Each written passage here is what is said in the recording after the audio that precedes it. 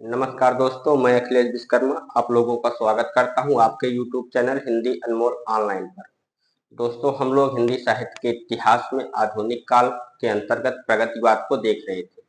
इसके पहले 44 क्लास हो चुकी है आधुनिक काल की, आज 45वीं क्लास है। और कल की क्लास में हमने प्रयोगवाद प्रारंभ कर दिया था। प्रयोगवाद की समय सीमा को देखा था, प्रयोगवाद किसे कहा जाता था, ये सारी चीजें देखें। उसके साथ साथ प्रयोगवाद के आलोचकों के नाम देखें।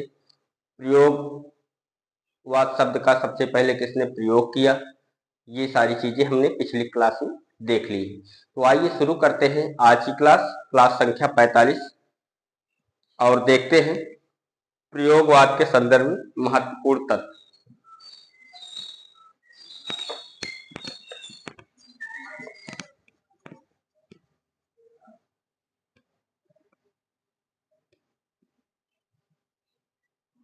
हेडिंग डाल लीजिए, प्रयोगवाद के संदर्भ में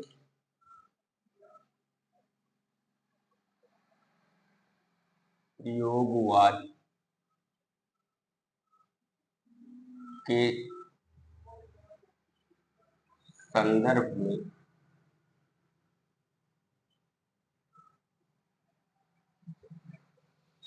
महत्वपूर्ण तथ्य।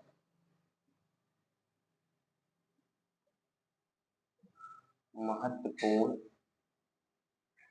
तथ्य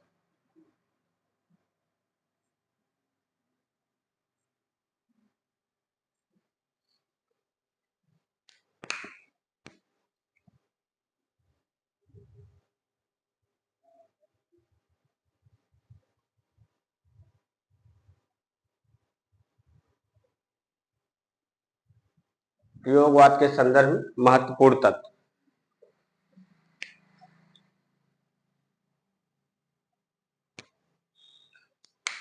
पहला लिखिए, doctor Namvar Singh.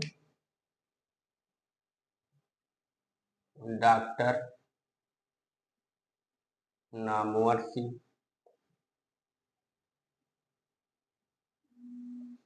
Doctor Ramvilas Sharma. Doctor Ramvilas Sharma,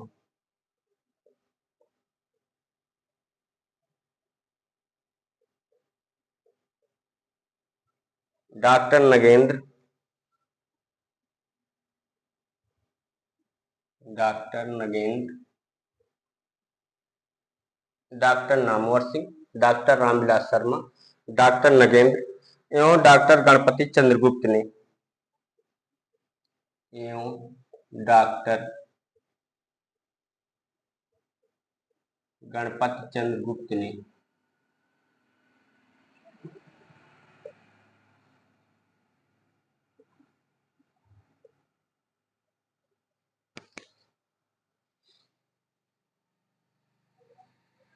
गुप्त ने प्रगत प्रयोगवाद प्रयोगवाद को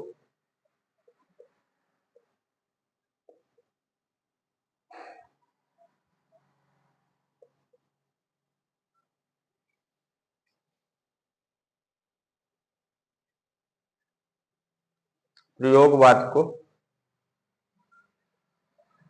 प्रगतिवाद प्रक्रिया स्वरूप उत्पन्न माना है। प्रगतिवाद प्रक्रिया स्वरूप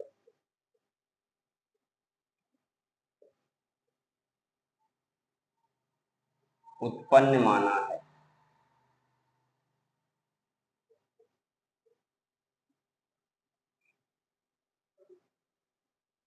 doctor Namvar Singh, doctor Ramvilas Sharma, doctor Nagendra और डॉक्टर गणपति चंद्रगुप्त ने प्रयोगवाद को प्रगतिवाद प्रक्रिया स्वरूप उत्पन्न माना है। किससे उत्पन्न माना है? प्रगतिवाद की प्रक्रिया से उत्पन्न माना है, प्रक्रिया स्वरूप उत्पन्न माना है, ऐसे लिख लीजिए। तो प्रयोगवाद को प्रगतिवाद की, एक मिनट,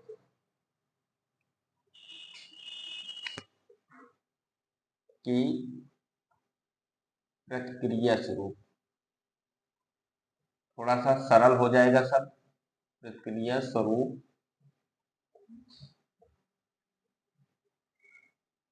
उत्पन्न माना है, माना है। दूसरा लिखिए, डॉक्टर बच्चन सिंह ने दूसरे नंबर पर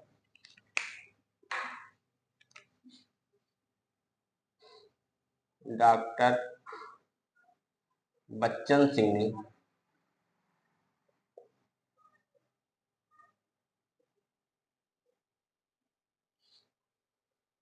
प्रयोगवाद का मूल आधार,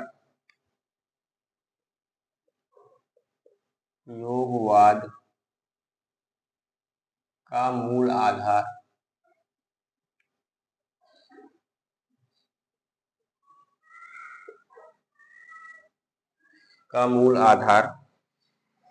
वैयक्तिकता एवं मनोविश्लेषणवाद को माना है।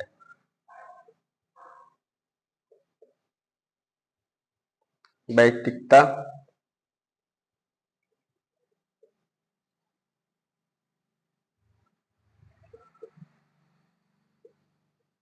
एवं मनोविश्लेषणवाद को माना है।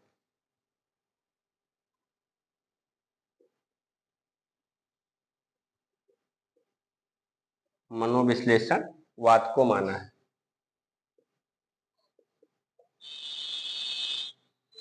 डॉक्टर बच्चन सिंह ने किससे माना है?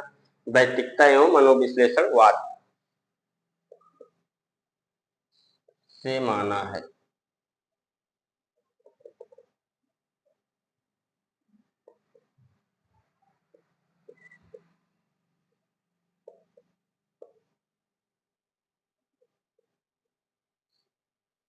ये दूसरा पॉइंट हो गया।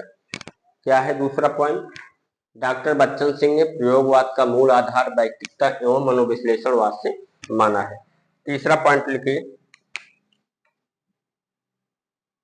तीसरा बिंदु,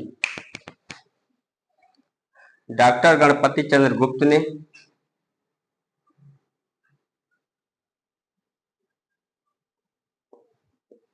डॉक्टर गणपति चंद्र गुप्त ने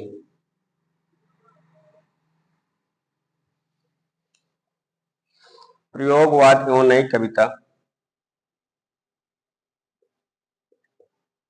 प्रयोगवाद एवं नई कविता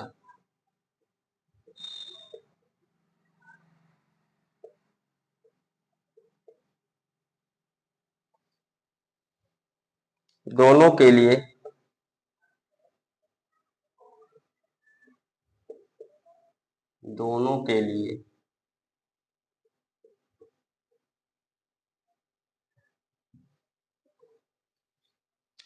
अति यथार्थवादी कविता, दोनों के लिए अति यथार्थवादी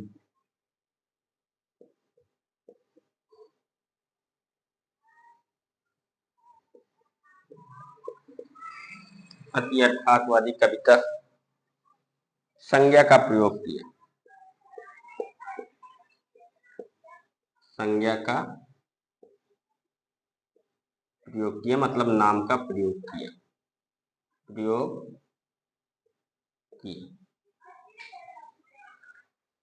तीसरा बिंदु क्या है? डॉक्टर गणपति चंद्र गुप्त ने प्रयोगवाद एवं नई कविता दोनों के लिए अति यथार्थवादी कविता संज्ञा का प्रयोग किया। चौथा बिंदु लिखिए, नंद दुलारे वाजपेयी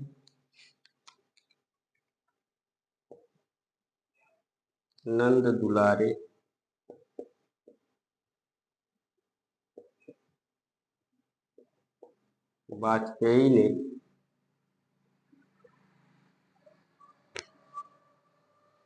प्रयोगवाद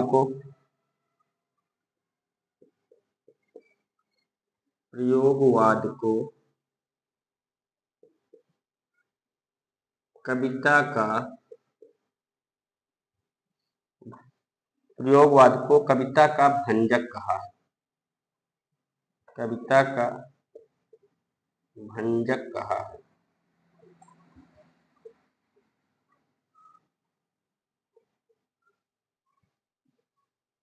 ये 4 बिंदु आपको देखने होंगे प्रयोगवाद के संदर्भ में, जो बहुत ही महत्वपूर्ण है। प्रयोगवाद के संदर्भ में महत्वपूर्ण तथ्य कौन कौन से हैं, ये 4 बिंदु आपको याद रखने होंगे। Doctor Namvar Singh, doctor Ramvilas Sharma, doctor Nagendra एवं डॉक्टर गणपति चंद्र गुप्त ने प्रयोगवाद को प्रगतिवाद की प्रक्रिया स्वरूप उत्पन्न माना है। आपसे यहाँ से क्वेश्चन पूछेगा कि प्रगतिवाद की प्रक्रिया स्वरूप उत्पन्न मानने वाले आलोचक नहीं है, तो आपको ये 3-4 नाम दे देगा, जिसमें से एक दूसरे का दे देगा, तो आपको छांटने के लिए कह देगा कि इसमें से कौन नहीं है। तो इस कौन कौन है पहले ये देख लेते हैं। डॉक्टर नामवर सिंह है, डॉक्टर रामविलास शर्मा है, डॉक्टर नगेंद्र है, गणपति चंद्र गुप्त है। ये 4 लोग हैं। ठीक, इन चारों में से कोई ना कोई एक गायब हो जाएगा और आपसे प्रश्न पूछा जाएगा। तो 4 को याद करना है। कौन? Doctor Namvar Singh, doctor Ramvilas, doctor Nagendra और डॉक्टर गणपति चंद्र गुप्त। इसके अलावा प्रयोगवाद को या प्रयोगवाद का मूल आधार व्यक्तिकता एवं मनोविश्लेषणवाद मानने वाले आलोचक कौन है? तो कौन है? डॉक्टर बच्चन सिंह। डॉक्टर गणपति चंद्र गुप्त ने प्रयोगवाद एवं नई कविता दोनों के लिए अति यथार्थवादी कविता का प्रयोग किया या नाम का प्रयोग किया। आपसे ये पूछा जाएगा प्रयोगवाद एवं नई कविता दोनों के लिए अति यथार्थवादी संज्ञा का प्रयोग करने वाले विद्वान कौन है? तो कौन है? डॉक्टर गणपति चंद्र गुप्त। डॉक्टर नंद दुलारे वाजपेयी ने प्रयोगवाद को कविता का भंजक कहा है।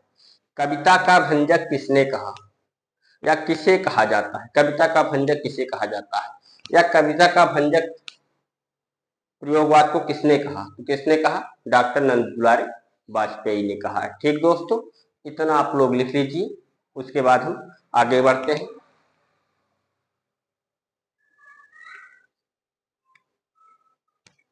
हम लोग थोड़ा थोड़ा पढ़ेंगे, इत्मीनान से पढ़ेंगे और हर चीज को अच्छे से समझते हुए पढ़ेंगे। ठीक है, कोई जल्दबाजी नहीं है, क्योंकि अभी हम लोगों के पास बहुत सारा समय है। अभी कोई एग्जाम नहीं है, ना टीजीटी का है, ना पीजीटी का है, ना तो एलटी का है। किसी प्रकार का कोई एग्जाम नहीं है। आवेदन होंगे, टीजीटी का आवेदन 28 जुलाई से चालू हो जाएगा, लेकिन एग्जाम अभी पीछे है। तो सारी चीजें हम लोग बहुत बारीकता से पढ़ लें, ताकि हमको बार बार किसी और किताब की जरूरत न पड़े। आइए अब देखते हैं प्रयोगवाद के मूल आधार।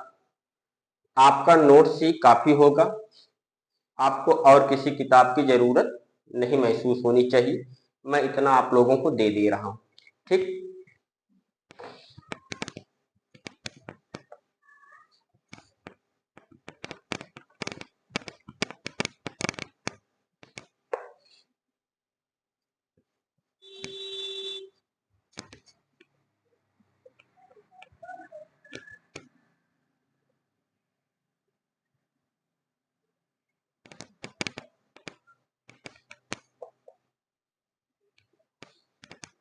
चलिए प्रयोगवाद के मूल आधार हेडिंग डाल लीजिए, प्रयोगवाद के मूल आधार।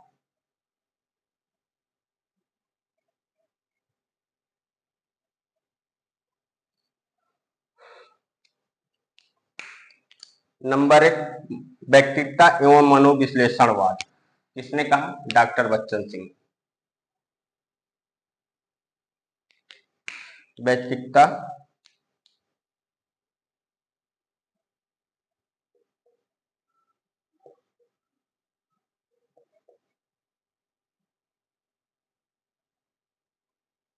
एवं मनोविश्लेषणवाद।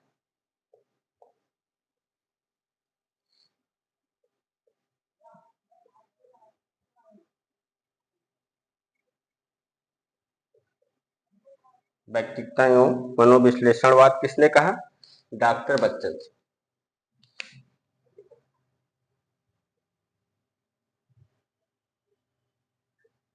डॉक्टर बच्चन सिंह।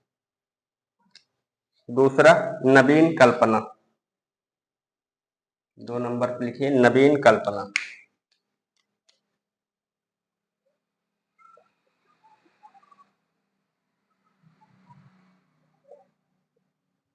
और ये नाम किसने किया? नंद दुलारे वाजपेयी। वो सॉरी नवीन कल्पना है नलिन बिलोचन शर्मा। नलिन बिलोचन शर्मा।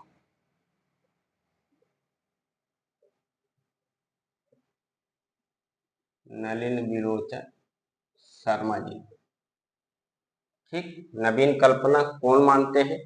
प्रयोगवाद का मूल आधार अगर पूछ लिया जाए कि आपको, तो ये मान के चलिए यहाँ से मिलाने के लिए क्वेश्चन ज्यादातर पूछा जाता है। व्यक्तित्व एवं प्रयोगवाद के मूल आधार को मानने वाले आलोचक है नहीं है, मिलान कीजिए। तो आपको 4-5 दे देगा और नीचे कहेगा सही क्रम या सही मिलान कीजिए या कौन सा कूट सही है, ऐसे करके आपसे क्वेश्चन पूछता है। तो ये दे देगा व्यक्तित्व एवं मनोविश्लेषणवाद, उसके बाद वहां ए में और ऑप्शन में किसी और का नाम दे देगा और मिलाइए आप। नवीन कल्पना नलिन बिलोचन शर्मा। अगला है नवीन भाव भाषा शैली, 3 नंबर। नवीन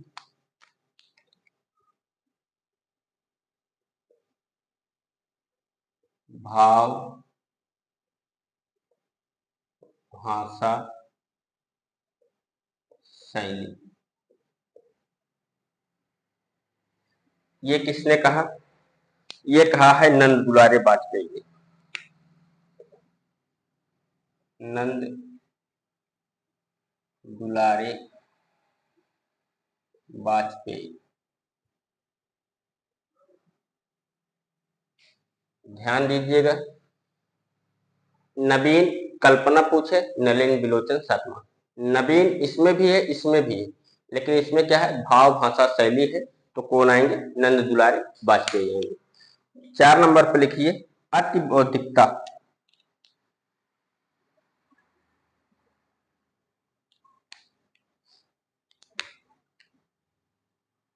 अति बौद्धिकता।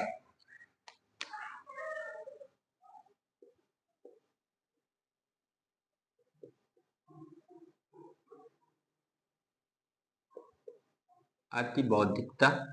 और ये किसने कहा? ये कहा है मुक्तिबोध ने।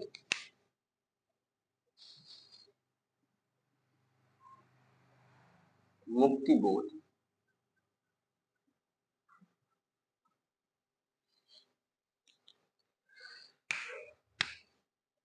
एक और लिख लीजिए,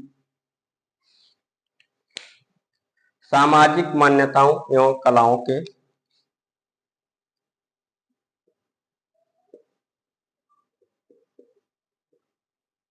सामाजिक मान्यताओं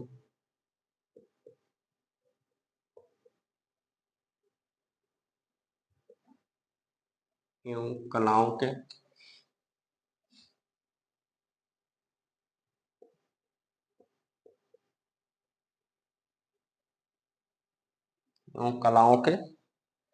प्रति नवीन दृष्टिकोण।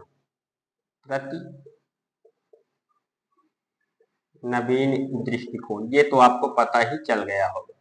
सामाजिक मान्यताओं एवं कलाओं के प्रति नवीन दृष्टिकोण,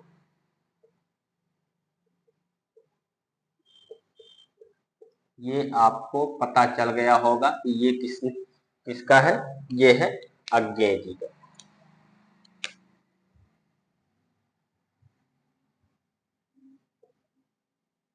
अज्ञेय।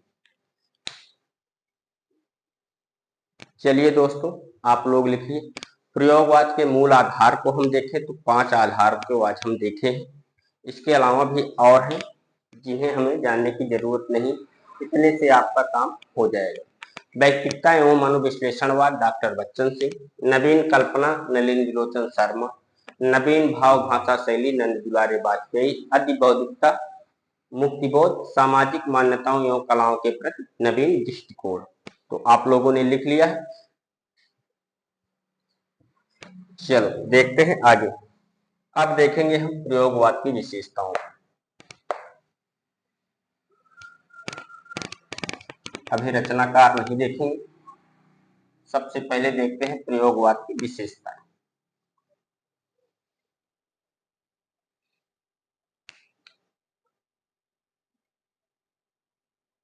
प्रयोगवाद की विशेषताएं, चाहे आपसे प्रवृत्तियां पूछे या विशेषताएं पूछे, तो यही है सारी विशेषताएं।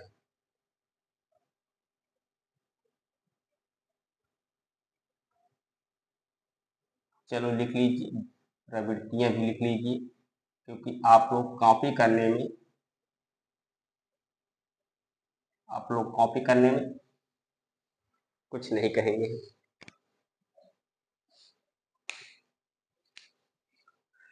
चलो नंबर 1, अति यथार्थवादिता।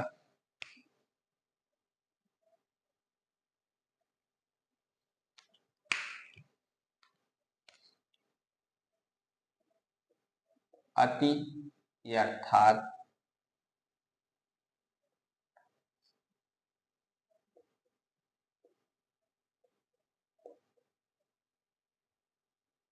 आप लोग क्या भारतीय कॉपी करने में बहुत तेज होते हैं। अति अर्थात वादिता,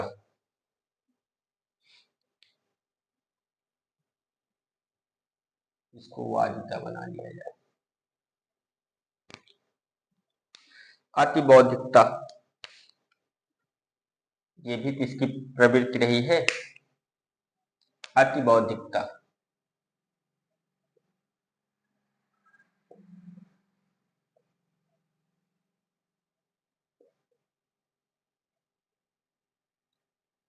तीसरा लिखिए अहम भावना।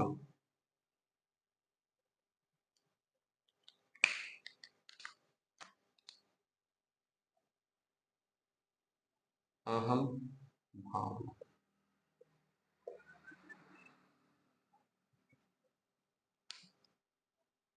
निराशा, कुंठा एवं हीन भावना।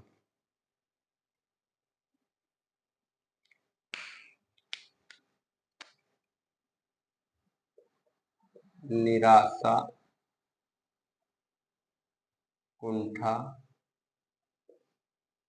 एवं हीन भावना।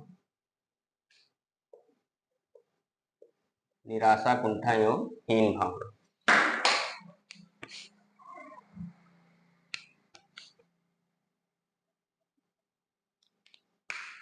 मनोविश्लेषणवाद में आस्था।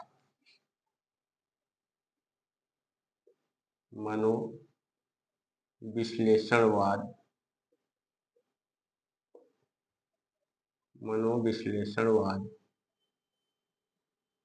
में आस्था।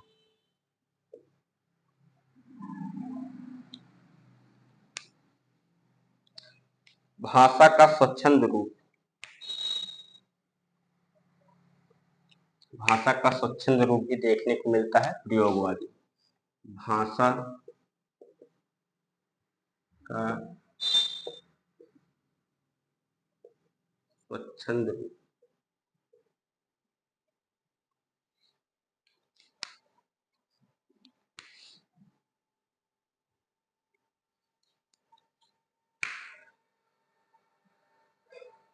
क्षणवाद में आस्था।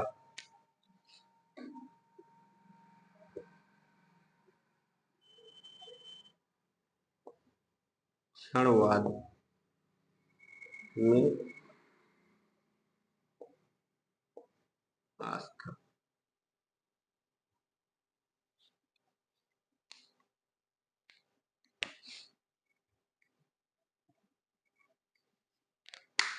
काव्य के नवीन विषय। काव्य के नवीन विषय।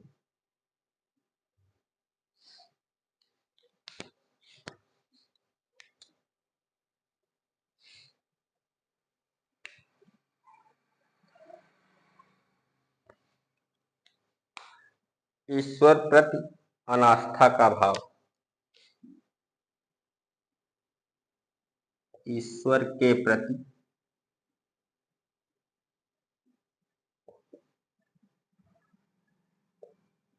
अनास्था का भाव।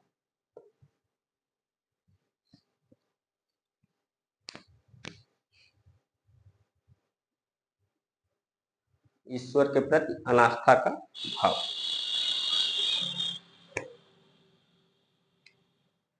10 नंबर,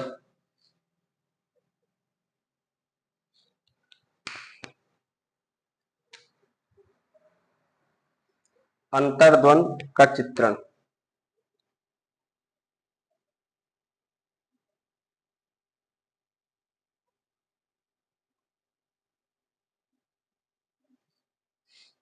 अंतर्द्वंद का चित्रण।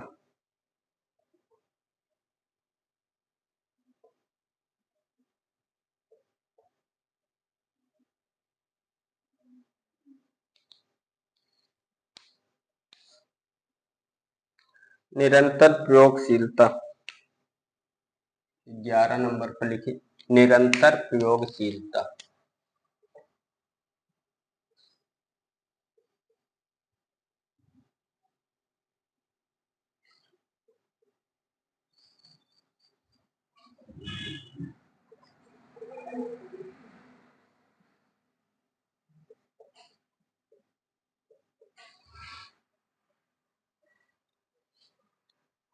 मुक्तक एवं लंबी कविताएं,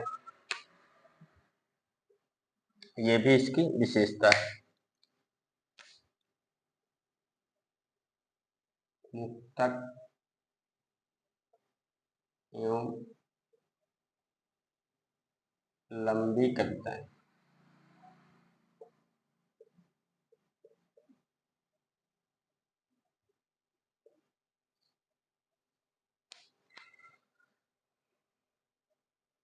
गद्य काव्यों की रचना।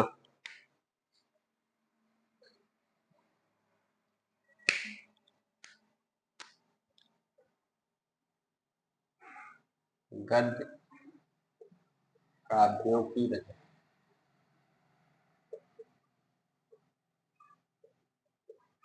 गद्य काव्यों की रचना। श्रृंगार एवं काम का उन्मुक्त चित्रण। 14 नंबर, श्रृंगार व काम भावना का।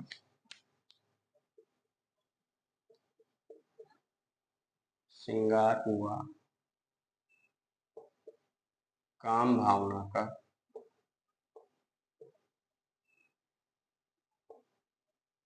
का उन्मुक्त चित्रण। उन्मुक्त चित्रण।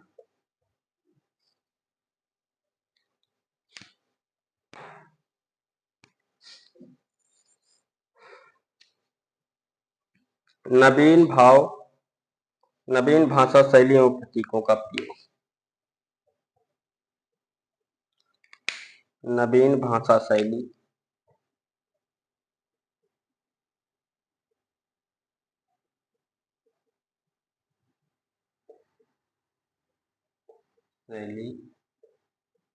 एवं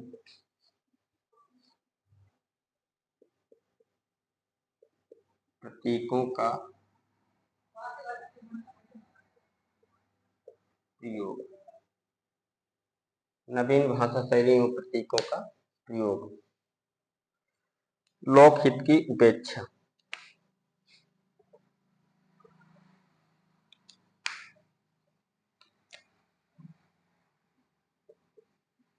लोकहित की उपेक्षा। ये तो हो गए प्रयोगवाद की विशेषताएं। इतनी विशेषताएं प्रयोगवाद की हैं। आइए एक बार से देख लेते हैं प्रयोगवाद की विशेषताएं या प्रवृत्तियां कौन कौन सी हैं। पहली है अति यथार्थवादिता, दूसरा अति बौद्धिकता, तीसरा अहम भावना। ये सारी चीजें प्रयोगवाद में देखने को मिलती है। 4 निराशा, कुंठा एवं हीन भावना भी देखने को मिलती है।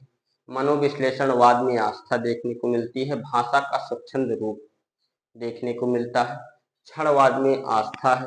काव्य के नवीन विषय इसमें देखने को मिलेंगे।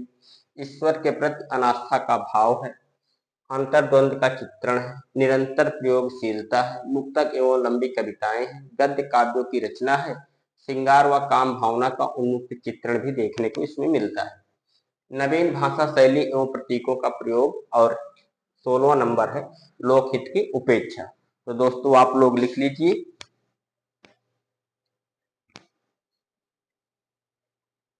और आप लोग थोड़ा सा प्रयास कीजिए कि क्लास को शेयर कीजिए, क्योंकि सब्सक्राइबर भी हमको बढ़ाने होते हैं। तो अभी हम 634 या 35 सब्सक्राइबर पर पहुंचे हैं। अगर आप लोग थोड़ा सा सहयोग करेंगे तो 1000 सब्सक्राइबर हमारे कंप्लीट हो जाएंगे, जिससे हमें क्लास डालने में और लंबी लंबी वीडियो बनाने में किसी प्रकार की कोई असुविधा नहीं होगी। ठीक है दोस्तों, और निरंतर हम आप लोगों के लिए क्लास डालते रहेंगे। तो आप लोग भी थोड़ा सा सहयोग कीजिए क्लास को निरंतर जारी रखने में। 1000 सब्सक्राइबर आप लोग कर दीजिए, ताकि वीडियो जितनी भी लंबी हो हम बना सकें। किसी प्रकार का बाउंडेशन ना हो। कभी कभी तो हम 1.5 घंटे की क्लास रिकॉर्ड करते हैं और जब अपलोड करते हैं तो वो फेल हो जाता है। अब फेल हो जाने के बाद फिर हमको क्लास छोटी करनी पड़ती है। तो हम आपसे भी थोड़ा सा सहयोग चाहते हैं। जो विद्यार्थी क्लास को देख रहे हैं, आपको कुछ नहीं करना है। किसी का भी मोबाइल लीजिए, आप चैनल खोलिए और सब्सक्राइब कर लीजिए, जिससे हमें भी थोड़ा सा स्पेस मिले, यूट्यूब से भी थोड़ा सा सहयोग हमें भी प्राप्त हो और हम आपके लिए क्लास निरंतर देते रहें। और संस्थाओं में है, कई बच्चे होते हैं वो सब्सक्राइब कर ले जाते हैं, 1000 आसानी से पूरा कर लेते हैं, तो उनके लिए क्लासें डालना और क्लासों को पढ़ाना आसान हो जाता है। मेरे लिए थोड़ी सी दिक्कतें आ जाती है। कभी कभी मैं क्लास लंबी करता हूँ, कभी कभी मेरे 2-2 ढाई घंटे की क्लास भी अपलोड हो जाती है। ऐसा नहीं है कि नहीं होती है, लेकिन कभी कभी मैं अगर 1-1.5 घंटे पढ़ाने के बाद क्लास अपलोड नहीं होती तो दोबारा फिर पढ़ाना पड़ता है, क्लास को छोटी करनी पड़ती है। ध्यान देना पड़ता है कि क्लास 1 घंटे से ज़्यादा ना हो, 40 मिनट की हो, 30 मिनट की हो, जिससे आप लोगों का भी नुकसान होता है, मेरा भी नुकसान होता है। तो मैं आप लोगों से थोड़ी सी सहयोग की उम्मीद करता हूँ। आप लोग मेरा सहयोग करेंगे और मेरे 1000 सब्सक्राइब पूरा कराने में मेरी मदद करेंगे। ठीक है दोस्तों, आप लोग लिख लीजिए, उसके बाद फिर हम आगे देखते हैं।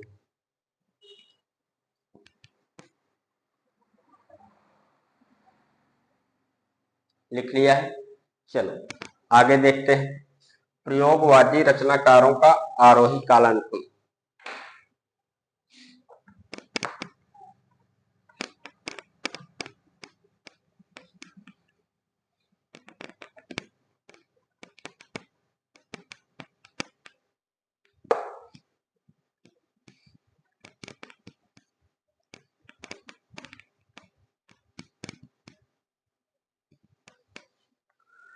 प्रयोगवादी रचनाकारों का आरोही काल अनुक्रम देख लेते हैं कि अगर हमसे ये पूछ लिया जाए कि रचनाओं को क्रम से लगाइए, तो हम प्रयोगवादी रचनाकारों को क्रम से लगा सकें और उसके साथ साथ ये भी बता सकें कि प्रयोगवादी रचनाकार कौन है कौन नहीं। ठीक, तो आइए देखते हैं प्रयोगवादी रचनाकारों का। प्रयोगवादी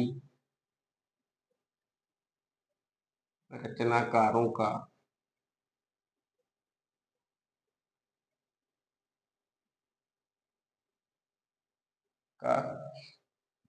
आरोही कालानुक्रम।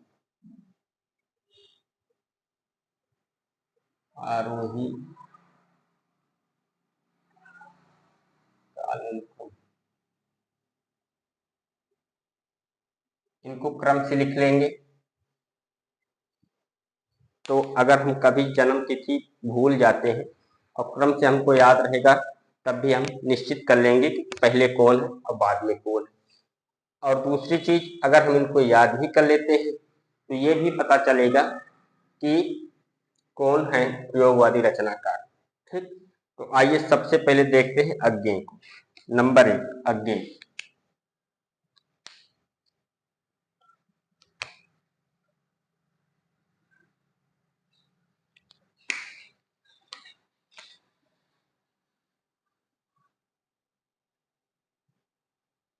अज्ञेय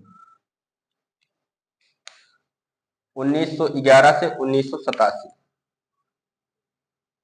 1911 से 1987। शमशेर बहादुर सिंह।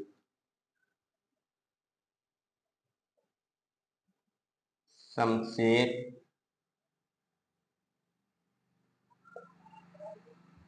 बहादुर सिंह।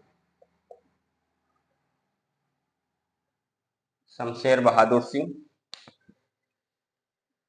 1911 से 1993।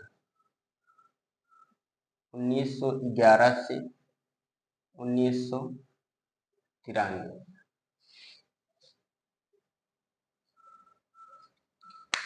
भवानी प्रसाद मिश्र।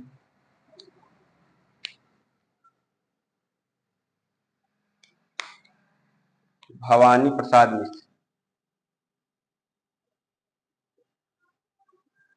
भवानी प्रसाद मिश्र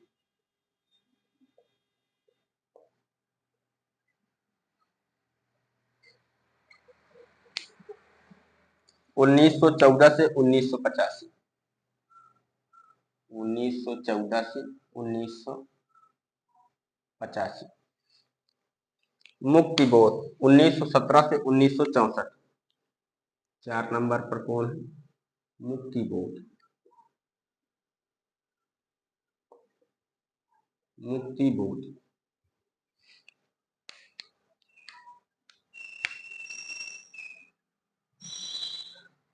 1917 से 1964।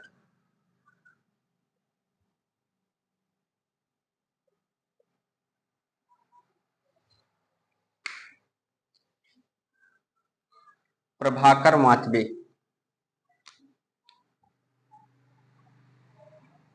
प्रभाकर माचबे 1917 से 1991।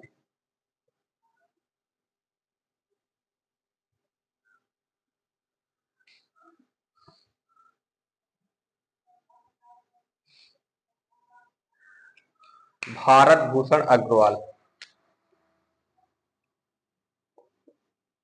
भारत भूषण अग्रवाल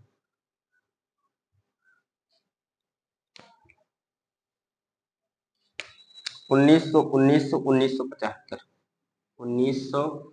से 1975। गिरिजा कुमार माथुर।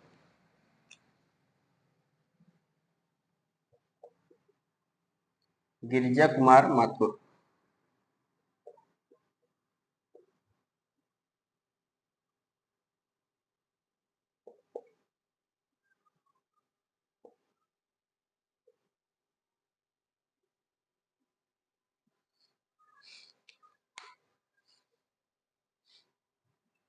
1919 से 1994। 1919 से 1994 ये सारे ईस्वी में है दोस्तों।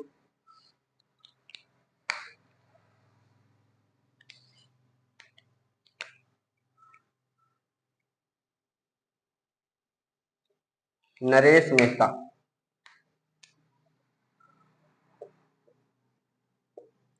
नरेश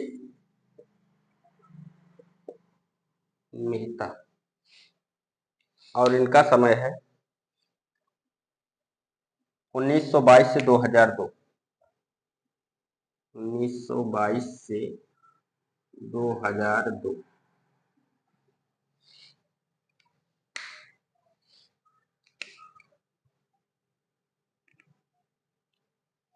लक्ष्मीकांत वर्मा।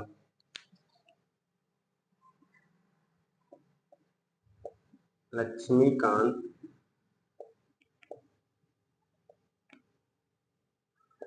वर्मा।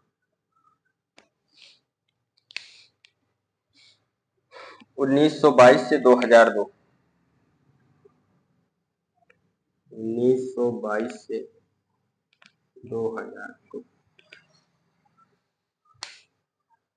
विजय देव नारायण शाही।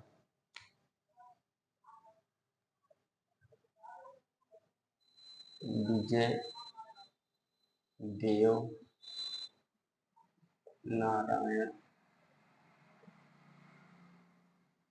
शाही।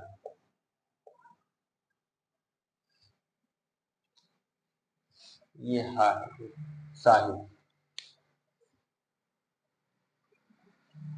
1924 से 1982।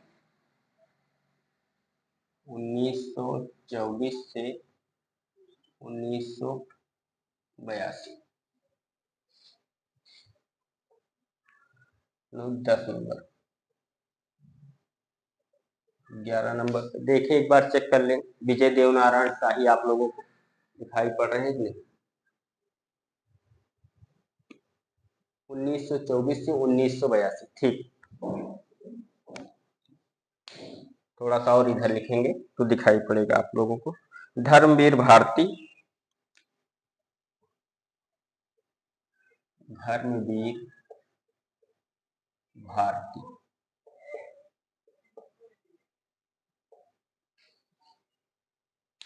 1926 से 1997।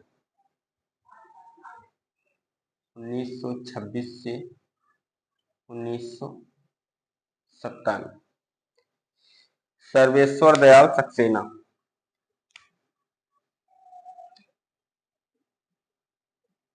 सर्वेश्वर दयाल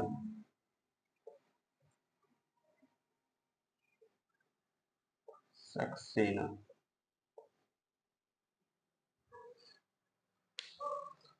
सर्वेश्वर दयाल सक्सेना 1927 से 1983।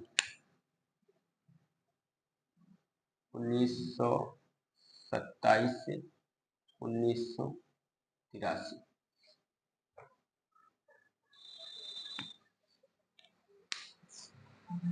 कुंवर नारायण।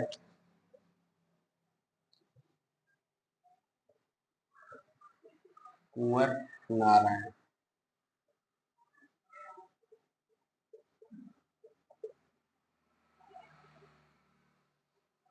1927 से 2017।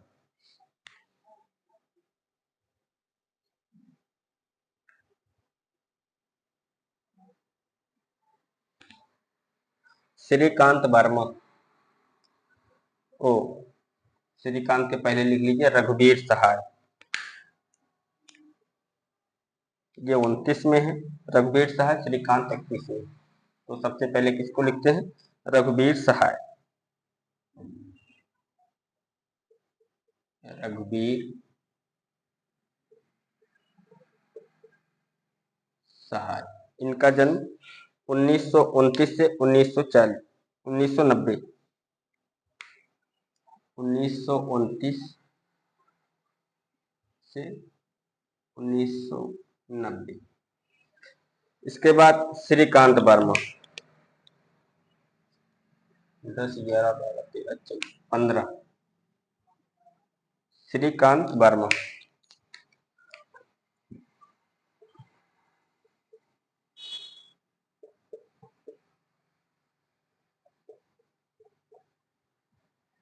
श्रीकांत वर्मा 1931 से 1986। 1931 से 1986। केदारनाथ सिंह।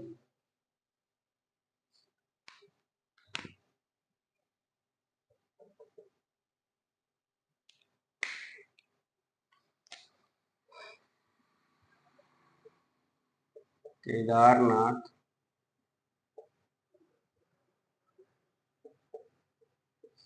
सिंह 1934 से 2018। 1934 से 2018। सुदामा पांडे धूमिल।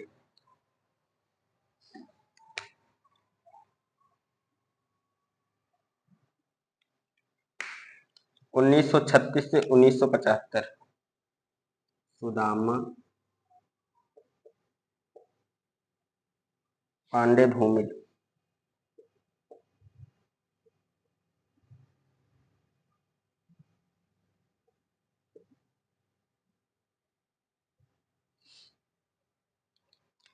1936 से 1975।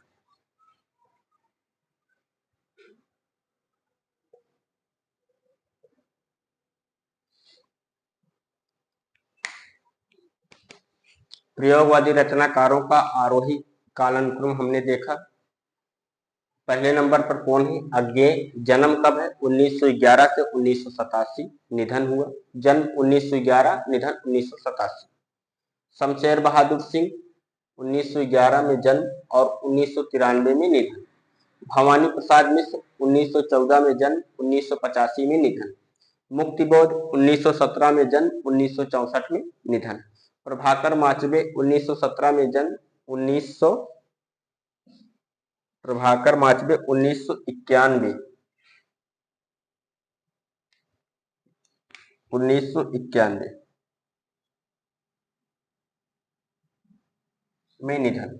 भारत भूषण अग्रवाल 1919 में जन्म, 1975 में निधन। गिरजा कुमार माथुर 1919 में जन्म, 1914 में निधन। नरेश मेहता 1922 में जन्म, 2002 में निधन। लक्ष्मीकांत वर्मा 1922 में जन्म और 2002 में निधन। विजय देव नारायण शाही 1924 में जन्म, 1982 में निधन। धर्मवीर भारती 1926 में जन्म, 1997 में निधन। सर्वेश्वर दयाल सक्सेना 1927 में जन्म और 1983 में निधन। कुंवर नारायण 1927 में जन्म, 2017 में निधन। रघुवीर सहाय 1929 में जन्म, 1990 में निधन। श्रीकांत वर्मा 1931 में जन्म, 1986 में निधन। केदारनाथ सिंह 1934 में जन्म, 2018 में निधन। सुदामा पांडे धूमिल 1936 में जन्म, 1975 में निधन। ठीक दोस्तों, इतना आप लोग लिख लीजिए।